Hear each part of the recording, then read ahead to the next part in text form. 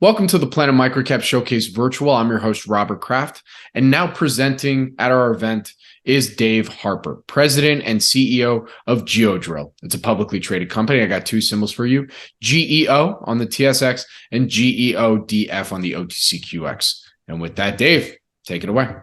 Well, thank you, Robert. Thank you very much. So thank you for for allowing Geodrill the opportunity to tell you more about our story. So, our disclaimer. So, Geodrill is a profitable mineral exploration drilling services company with a dominant market leader position in Africa and a growing presence in South America. Mineral drillers are a great way to invest in mining because drillers are essentially essential to the mining business. Approximately 50% of exploration dollars goes into exploration drilling. Our balance sheet is strong, which supports our future growth initiatives. We have a portfolio of long-term contracts that provide both stable and recurring revenues. And we continue to deliver double-digit growth, yet we trade at a deep discounted valuation. A little bit on the background of the company. I founded Geodrill 25 years ago with one rig and one contract. We quickly went about establishing ourselves as a formidable drilling outfit. It was a very different market back then. The big corporate exploration drillers were sending their worn-out rigs to Africa. That's where we operate. I looked at it a little differently, and I thought, well, if this is to be my primary market, then better I send modern, high-performance equipment. So since the get-go, it's been our mission statement has been one of quality and quantity equals security, and also listening to our customers' needs.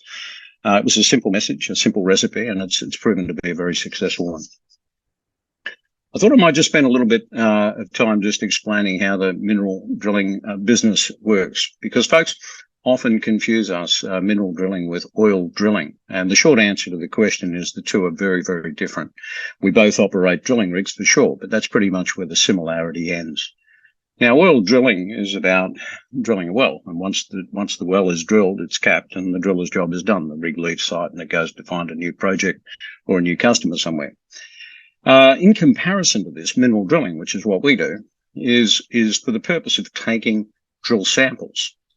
So minerals, by their very nature, exist in tiny particle form encapsulated within rocks, which need to be sample drilled.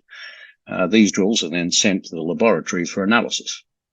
Now, to drill out an ore deposit requires a lot of drill power, multiple rig programs over many years, and then once mining commences, the real interesting stuff happens because the drilling needs to continue pretty much through the life of the mine, which means years and sometimes even decades of drilling. Simply said, mineral drilling is inextricably linked to the entire mining cycle, right from the discovery to the shoring up stage and then on to the mining itself, cradle to the grave. The infographic that you're looking at here captures it pretty well. Lots of drilling over many years. And recurring revenues. So if we just move on and I animate that, you can actually see picture paints 1,000 words. So these are actually pictures of Geodrill rigs. On the left, you can see a single rig operation out there working for a junior exploration company somewhere in the middle of nowhere with, one rig looking for that initial discovery. Now, when the initial discovery, should that be made, which seems to be more often the case than not in West Africa, it then moves to multiple rigs working on a feasibility study. And to the right-hand side there, you can see multiple rigs working on a mine pit floor somewhere. So the three main categorizations are junior explorer, intermediates, and minor. That's our customers. Junior explorer raises approximately $2 to $5 million and spends it over 3 years with a single rig, trying to make that initial discovery. If successful, then moves on to the intermediate stage, which is basically an advanced junior or a minor in the making, if you will. And here's where the program expands and usually requires multiple rigs to validate an ore body. At the intermediate stage, typically an intermediate junior explorer a miner in the making will spend 3 to 5 years and in the order of about $10 to $25 million. And if successful, then becomes a miner. Now, once mining begins, that's where it really gets interesting. Drilling becomes an integral part of the mining itself. And this requires ongoing ore grade control drilling, which requires multiple rigs and a pit floor. And then there's resource expansion drilling to replenish the mined minerals as they become depleted. So mine drilling continues pretty much through the life of the mine. Some recent examples of this that I can cite you are earlier this year, we announced a slew of significant contracts, one with Centamin in Egypt, another one with Endeavour in West Africa, and another which was Perseus in West Africa. Now, the two latter contracts that we signed are long-term Geodrill customers that we've been working for 10 and 15 years, respectively. So there you have it. So mineral drilling means many years of drilling, multiple rigs, resulting in recurring, sustainable revenues. Now that you understand how our business works, you need to know that we are not the only mineral drillers out there, but we are certainly the mineral driller with the best financial metrics, and that's because we do things a little differently. Our strategy is simple: keep them turning, keep them earning. To this end, we have designed, which you can see in this particular slide here, is the largest support facility of a drilling company in the world today. It's located in Ghana, Kumasi in Ghana, and this is the beachhead of our operations in Africa. It's, as I say, it's the largest of its kind in the world. It supports a workshop, and it supports a training center where we upskill and empower young workers to become, senior people, skilled workers in the organization. Inside this facility, we also keep our inventory. That's how we keep our rigs turning. That's how we keep them earning. We also do something a little differently. We have a facility within this facility. It's an engineering facility, and it enables us to make our own drill rods, our own drill bits, even our own drill rigs. So basically, this is the hub of what is actually the spoke operation at further outlier operations like Ivory Coast and Mali and Burkina Faso, and more recently Egypt and South America. We operate smaller facilities than this, but that's how we keep them turning. So basically, what I'm saying is that this conscious decision to invest in vertical integration, this vertical integration model, is really an investment in our future, and it gives us a competitive advantage over our peers. I mentioned that we have pretty much the best financial metrics in the industry. This slide shows our track record of growing EBITDA and free cash flow, enabling us the opportunity to reinvest by investing basically our cash generated from operations into our growing rig fleet, which in turn enables us to grow our revenues further, and so it goes. This is 5 years. It's noteworthy that since 2017, including pandemic, supply constraints, every fiscal year has been positive earnings for us. And during that 5 years, our CAGR growth has been 9%. We drill for gold, and we drill for base metals, and we drill for EV metals, all of which are doing very well at the moment. Currently, all the miners are citing the need to shore up depleting reserves. Gold reserves are down 42% from the peak of 2011, and to make new discoveries takes many years. And the current gold price of between $1,700 to $1,800 an ounce is well above the critical support levels for greenfields exploration, particularly given the free cash projected by the miners who are our customers. This top graph shows declining exploration spend from 2012 through 16, which is now driving shortages and is now reversing. And as I said, new discoveries take years. The lower graph is actually put out by the Australian Mineral Exploration, ABS. ABS do a really good job of keeping stats. And the trends in Africa and South America and other markets where we operate are very similar to Australia. So I do think that the graph is telling, and it's well prepared. Australia's total spend is around about 4 billion a year and rising, and gold is about 40% of the total spend.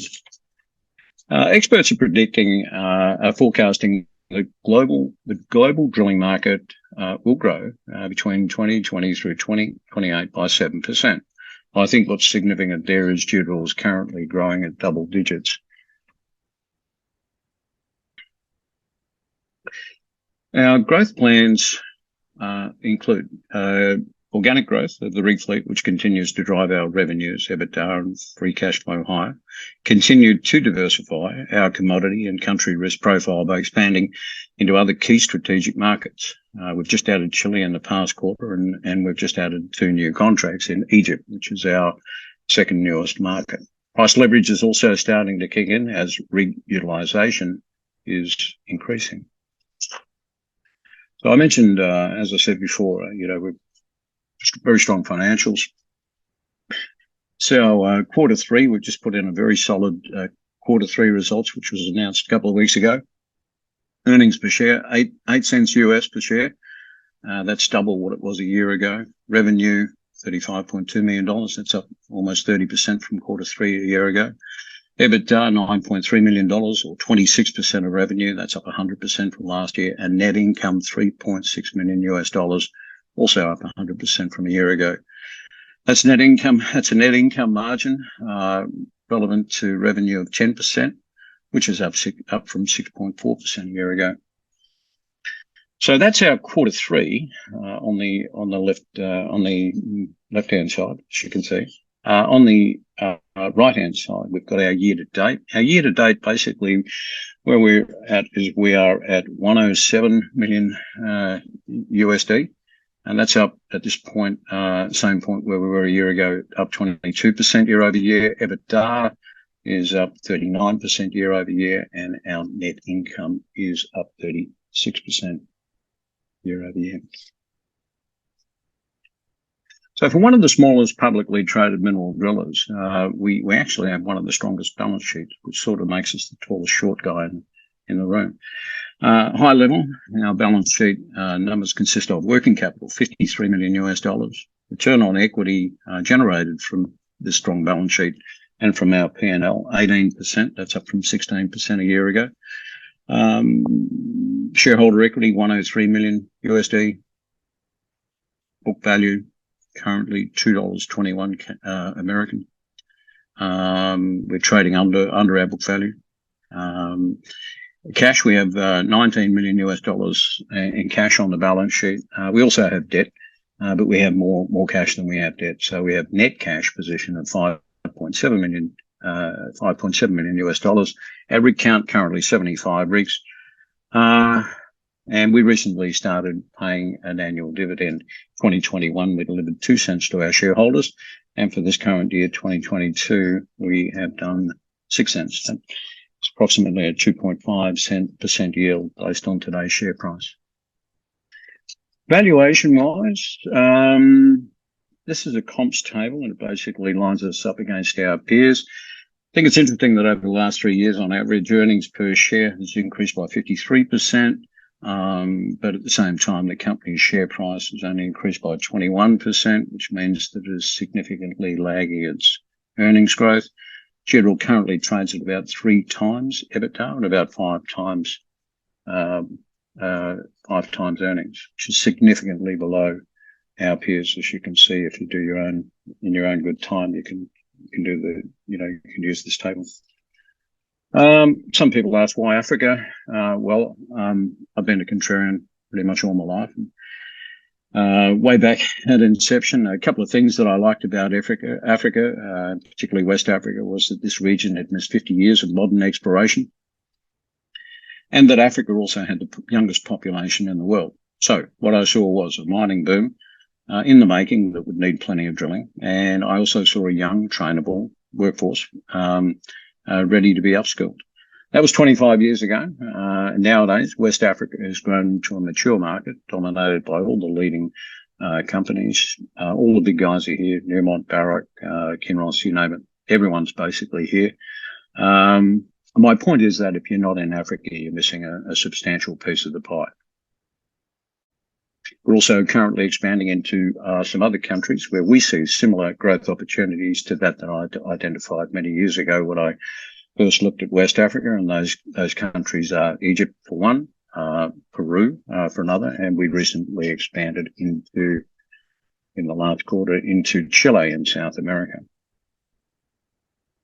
So that's pretty much it. Why own Geodrill? Well, we're a mineral drilling story. Mineral drilling means lots of drilling. It means substantial recurring revenues, cash generated from operations, reinvested back into the business, and it means dividends. It's a great business in the right geographies, the right growth prospects for growth. And that's the Geodrill story. Thank you very much for your presentation here today at the Planet MicroCap Showcase Virtual 2022. I'd now like to introduce Paul Andriola from Small Cap Discoveries to conduct a short Q&A. With that, Paul, take it away. Okay, we're in tough markets. How do you handle the macro environment? What are you doing to handle that macro environment right now?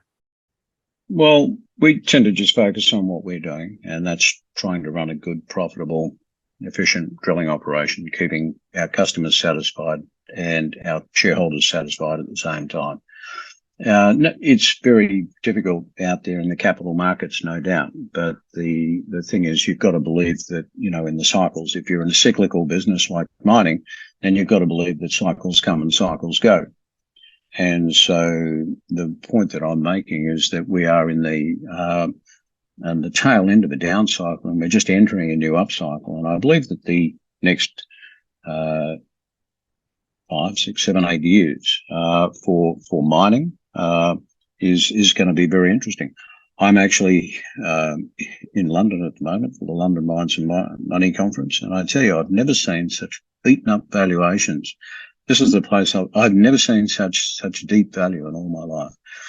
So how are we managing it? Well, first of all, we're not getting too distracted by what's going on in the capital markets, and we don't need to, because we have a strong balance sheet. We have lots of happy customers. We have no debt to speak of. We're net cash, and we're in good shape. So I think that what we need to do as a company is just focus on what we're doing, and that is just running a good business, and inevitably markets will improve. Regarding the company's business model, you mentioned the company has a recurring line in there. Can you expand on that a little more? Yeah, so I probably expanded on it more than I normally would. But I've actually just come from the US, where I was pitching explaining the story to a bunch of more generalist, non-mining type people. And the first thing that happens is being a driller, most folks would associate us with drilling holes for oil, which is a pretty normal conclusion, I guess. Really, the mineral drilling business is far removed from the oil drilling business. It all starts with the discovery of a one-hole discovery that then leads to a 1 or 2 month program. This is typically where we're operating for a junior explorer. Then once we move from that discovery stage, that's when things really get interesting, because the requirement for drilling actually increases exponentially. And this is what I was trying to illustrate. I'm not sure if I articulated it that well in my third slide, I think it was, where you see on the left-hand side, you see discovery.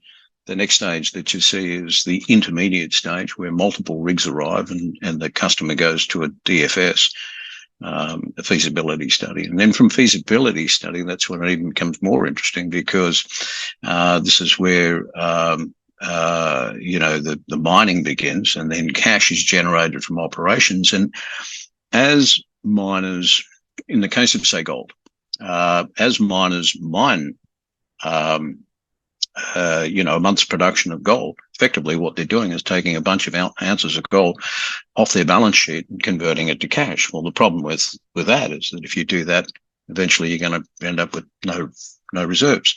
And so what generally happens is mines make that discovery, start mining, and from the cash generated from operations, pay down their debt, and then put a portion of those funds back into exploration drilling. So how does that look in typical actual examples that I can I can say have happened in the history of Geodrill is in multiple occasions where a rig has made a discovery as far back as, well, the history of the company is 25 years. So on the first discovery, the first hole that I drilled in 1998 was at a particular mine in Ghana. And today we are renegotiating that contract for the third owner of that particular project. And it will be a multiple year contract with, but the point I'm making is we have been there for 25 years. We have never left the site. We have been drilling on that particular site for 25 years, only not with one rig that made that initial discovery. We're actually drilling there with multiple rigs. Now, this is happening across the entire business model of Geodrill. And so this is how we've grown the company completely 100% organically. Haven't had to buy anyone. We've started with one rig, one contract. And that rig, and we had some debt. We paid the debts down, and we bought a second rig and a third rig and a fourth rig. And in year 12, I think we went public, and that allowed us to grow even more quickly. And here we are today, 75 rigs, and just all we've done really is expanded our customer base, and the amount of rig fleet and the amount of meterage that we drill. Looking forward, in 2023, what sort of catalysts do you expect, or should investors watch out for? Well, I think I alluded to it before. I was saying that I'm here at London Mines and Money, and I've never seen such deep value in the mining industry, and Geodrill is a great example of that. Okay, so value investors. First of all, let's look at our balance sheet. We trade under book value. Now, I could understand that if the rigs were all parked up and not working and we were not a going concern, but nothing could be further from the truth. Our rig fleet is operating at 75% utilization, and we are, which is effectively 100% for all intents and purposes, because there's always, a rig that's in the workshop or one on the back of a truck or one stuck in customs. So 75% of the fleet operating is effectively a very cash generating business. Yet we do not trade at replacement value. Next comparable, EBITDA. We trade at 3 times EBITDA. Price earnings, we trade at 5 times. Now, if we just simply look at where were we trading in the last upcycle, in 2012, we were trading at 6.5 times EBITDA, I think 11 or 12 times earnings, and 1.5 to 2 times book. So, what are the catalysts? I mean, by that, you could almost conclude that based on if we were back in the cycle today, we'd be trading at twice the valuation, at least twice the valuation that we are today. And what sort of corporate actions are you doing right now to execute on your business strategies going forward? Starts with customer satisfied. If you look at the history of the company, this has been a very customer focused business. So keep the customer satisfied in a customer service business and you're almost guaranteed success. So from cash generated from operations, we will continue to grow our rig fleet organically. And from there, it'll just be a simple decision as to which markets we decide to expand into and for which commodities, critical metals and base metals and so on and so forth. At the moment, we're really enjoying expansion into countries like Egypt, into countries like Chile. We're also looking at another couple of interesting countries right at the moment. So I think for now, West Africa is, the 4 key markets that we have in West Africa, which is Ghana, Burkina Faso, Ivory Coast, and Mali. We're just doing okay there, and we're just going to probably just continue to keep our customers satisfied there. But what we're finding really interesting is the growth into these new markets, where we saw the similar opportunities to what we saw 25 years ago when we started Geodrill. So if we can replicate that in South America, say, for instance, the success of Geodrill, well, I think we could organically double this company inside of I don't want to say how many years, but definitely things are going just fine at Geodrill, and will continue to for some time. And for full disclosure, we are not shareholders of Geodrill. Thank you, Paul. Thank you, everyone. Thank you for the presentation. But I'd also like to thank everyone that is listening in and engaging and participating with this presentation today. And with that, have a great rest of your conference.